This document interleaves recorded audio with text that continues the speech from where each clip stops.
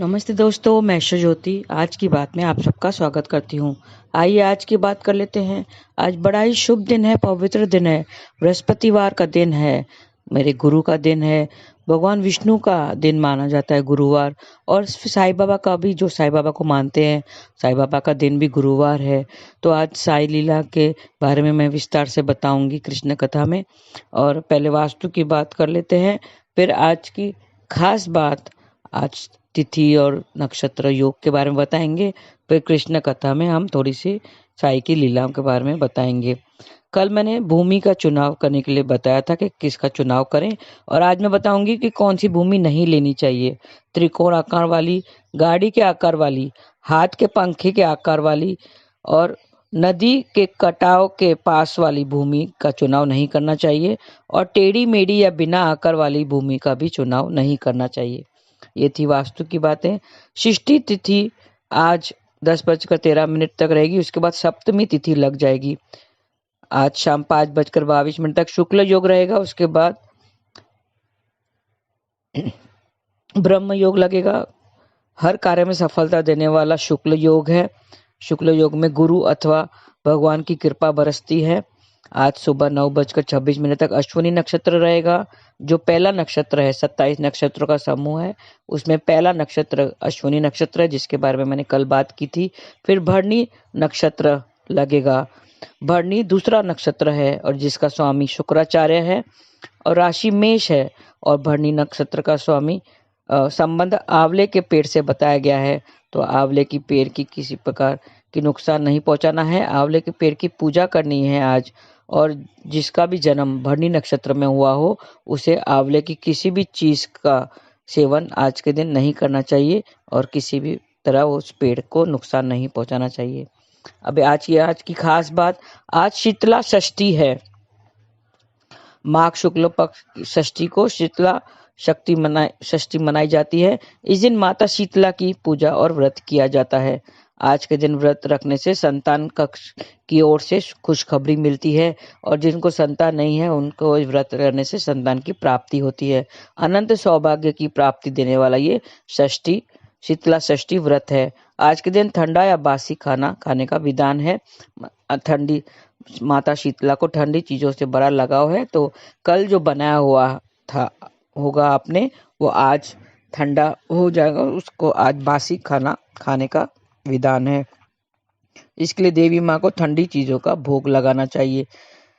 अगर आपने कल नहीं बना हो तो आज अभी सुबह में बना सकते हैं, उसके बाद में उसको ठंडा करके उसको शाम को संध्या के समय आप भोग लगा सकते हैं। शीतला षष्ठी से एक दिन पहले पकवान बनाए जाते हैं, अगली सुबह बासी या ठंडा खाना माता को भोग में चढ़ाया जाता है। तो आज पुए, मालपुए वगैरह बना सकते हैं। आटा और चीनी को मिलाकर 11 पुए बनाएं और उसे माता को अर्पित करें, भोग लगाएं, तो सबसे तालमेल बना रहेगा।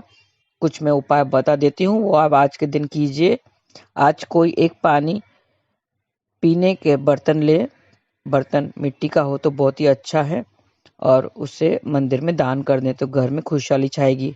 स्नान के बाद माता शीतला के मंदिर जाएं और घर के बाहर पत्थर रखकर पानी से धोएं और सफाई करें, और उसको पत्थर को भी पूजा जाता है। आज रास्ते में पत्थर होता है उसको भी पूजा जाता है, पत्थर को पूजे। माँ शीतला का नाम एक पथवारी भी है, इसके लिए वो पत्थर को भी पूजा जाता है। तो सारी कामनाओं में सफलता मिलेगी, आपको हर कामों में सफलता मिलेगी। पूजा के लिए सफेद कागज के काले चने उसमें रखें और फिर माता को चढ़ाएं, तो आपकी सारी मनोकामना पूरी होगी और हर कामों में सफलता मिलेगी। कुछ चने घर में भी ले आए और अगले दिन जल में बहाएं और मंत्र जाप करें। ओम ह्रीं श्रीं शीतलाय नमः, ऐसा 21 बार आपको जाप करना है ये मंत्र। घर के बाहर पश्चिम में नीम का आज पेड़ भी लगाना है, तो मुसीबतों से मुक्ति मिलेगी। और आपको मंत्र आज पूरे दिन जाप करना है। आज शीतला माता की उपासना करनी है। बच्चों समेत माँ शीतला की पूजा के लिए उनके मंदिर जाएं, तो परिवार में सुख शांति मिलेगी। माता की विधि पूर्वक पूजा करें और प्रार्थना करें। मूर्ति के पास पड़ी धूल को अपने माथे पर लगाएंगे तो परिवार की सुख शांति आएगी। एक साबुत हल्दी का टुकड़ा सफेद कपड़े में लपेटें और हल्दी के टुकड़े को लाल धागे से बांध दे।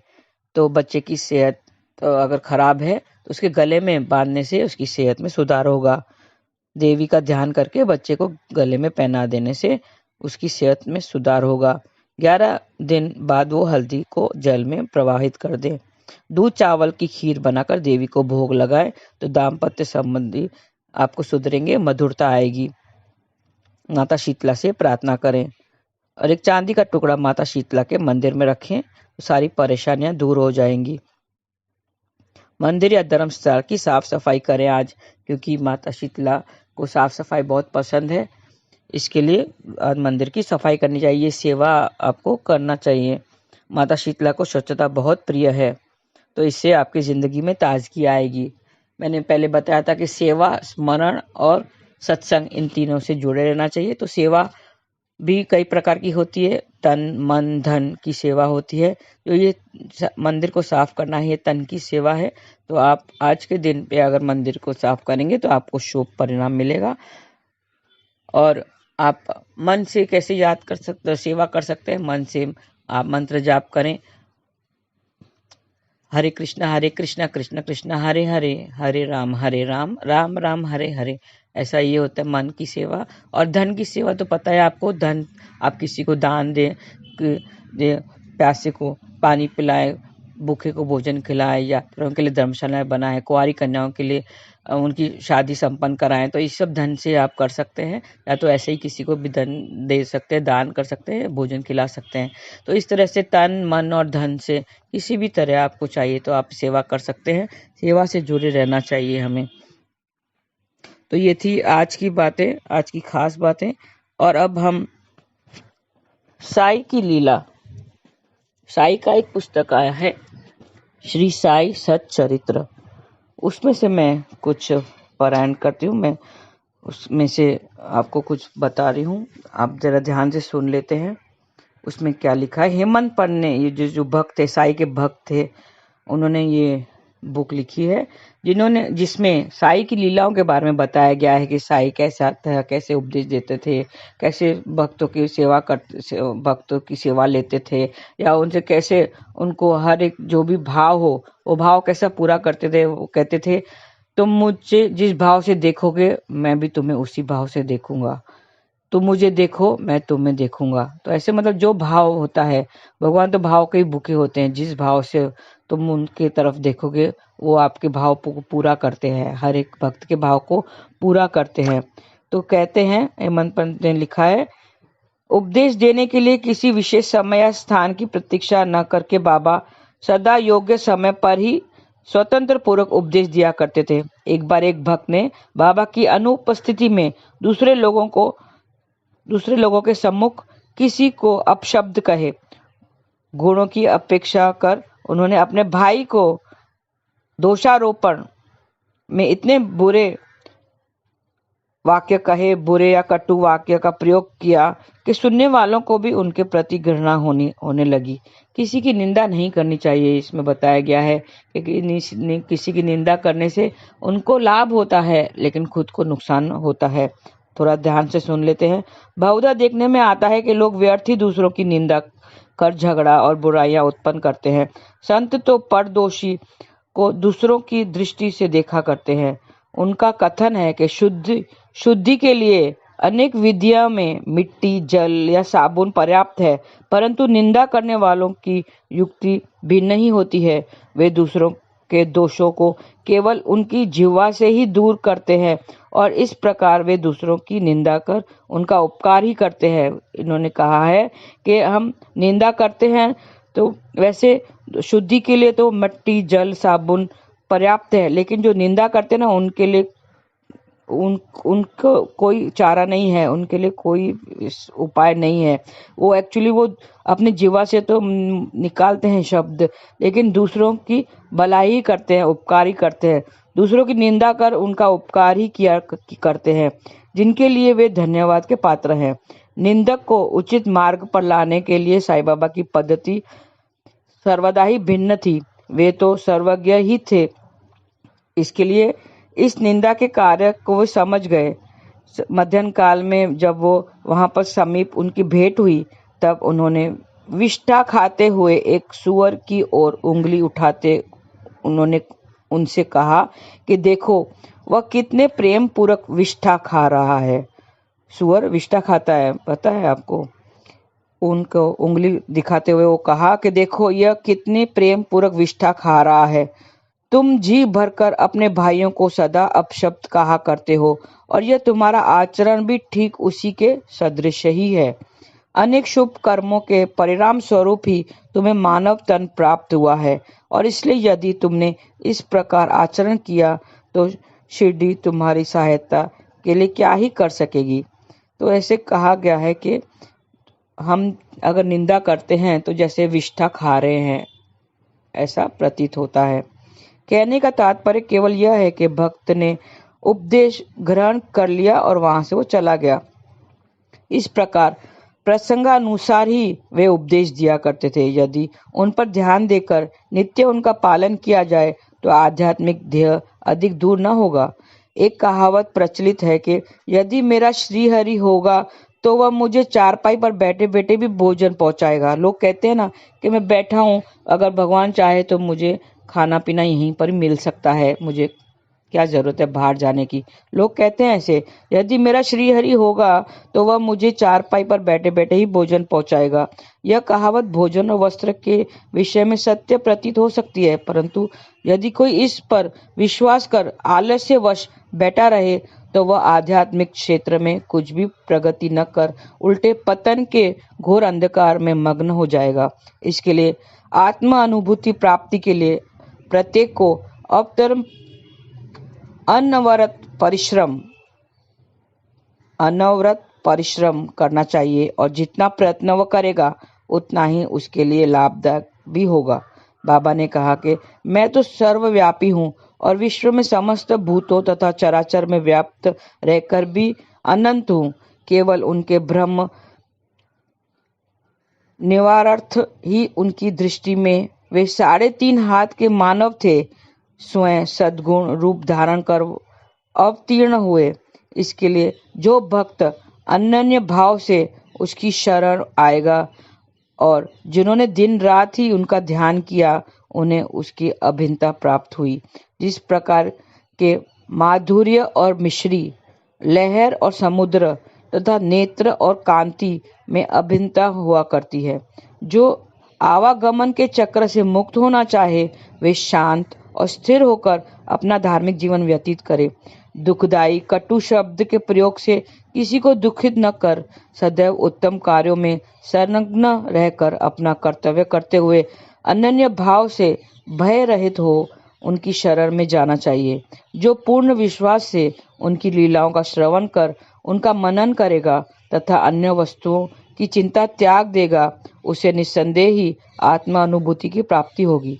उन्होंने अनेकों से नाम का जप कर अपनी शरण में आने को कहा, जो यह जानने को उत्सुक थे कि मैं कौन हूँ। बाबा ने उन्हें भी लीलाएं श्रवण और मनन करने का परामर्श दिया।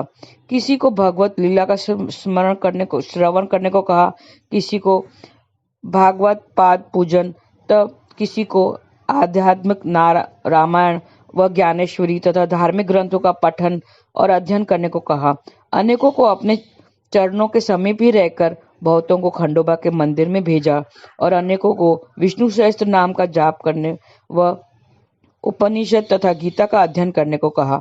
अनेक उपदेशों में कोई सीमा न थी, उनके उपदेशों में कोई सीमा न थी। उन्होंने किन्हीं को प्रत्यक्ष और बहुतों को स्वप्न में दर्शन दिए। एक बार वे एक मदिरा सेवी के स्वप्न में प्रकट होकर उनकी छाती पर चढ़ गए और जब उनका मद्यपान त्यागने का शपथ खाई तभी उसको छोड़ा। किसी किसी को मंत्र जैसे गुरु ब्रह्मा आदि का अर्थ स्वप्न में समझाया तथा कुछ हठ योगियों को हठ योग छोड़ने की राय देकर चुपचाप बैठ धीरज धैर्य रखने को कहा। उनके सुगम पथ और विधि का वर्णन ही असंभव है। साधारण सांसारिक व्यवहारों में उन्होंने अपने आचरण द्वारा ऐसे अनेकों उदाहरण प्रस्तुत किए, जिनमें से एक ये है। तो साईं बाबा जो हुए हैं वो अवतार हैं, वो सब त्रिलोकी अवतार, उनका जो अवतरण हुआ था मनुष्य रूप में, कहते हैं वो 3.5 हाथ का मानव था, लेकिन वो सर्वव्यापी था और सर्वगुण संपन्न था। वो भगवान ईश्वर का अवतार था। तो हमें जो साईं बाबा के भक्त हैं उनके लिए धैर्य और दृढ़ निष्ठा मन में होनी चाहिए। ये 2 पैसे साईं बाबा अपने भक्तों से जरूर मांगते थे। 2 पैसे मांगा करते थे। कौन से 2 पैसे हैं? दृढ़ निष्ठा और धैर्य। तो ये 2 पैसे हम लोग को ईश्वर को जरूर अर्पित करना चाहिए। उसमें दृढ़ निष्ठा होनी चाहिए और धैर्य से काम करना चाहिए और किसी को कटु वचन नहीं बोलना चाहिए। किसी की निंदा करने से वो अपना ही नुकसान करते हैं। कहते हैं जो निंदक होता है ना, वो जिसकी निंदा करता है, उन पर उपकार करता है, उनके सारे पापों को अपने ऊपर ले लेता है। तो इस तरह से हमें समझना चाहिए और दूसरों को कटु शब्द, किसी को भी कटु शब्द नहीं बोलना चाहिए, अपशब्द नहीं करना चाहिए और निंदा किसी की भी नहीं करना चाहिए। अपना सरल जीवन जीकर नाम जाप करते रहो। हरे कृष्णा कृष्ण कृष्ण हरे हरे, हरे राम राम राम हरे हरे। तो ये मैं छोटा सा दृष्टांत मैंने पेश किया था। ये एक पुस्तक है श्री साई सच्चरित्र। ये आपको जरूर श्रवण करना चाहिए। आप पढ़िए, पारायण कीजिए इसका, तो आपको उसकी लीलाओं, साई की लीलाओं के बारे में पता चलेगा। जैसे गीता का पाठ करते हैं, गीताओं में श्री कृष्ण की लीलाओं का वर्णन किया है, उसी तरह गीता एक ज्ञान है, वो भी ज्ञान का भंडार है। उसी तरह ये पुस्तक भी एक ज्ञान का भंडार है। तो आशा करती हूँ आप थोड़ा सा सीख ले ली होगी।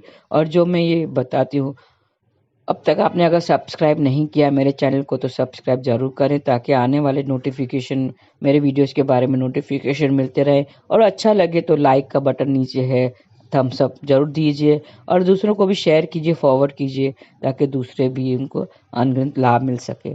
आज के लिए बस इतना ही। आपका दिन शुभ रहे। हरे कृष्णा।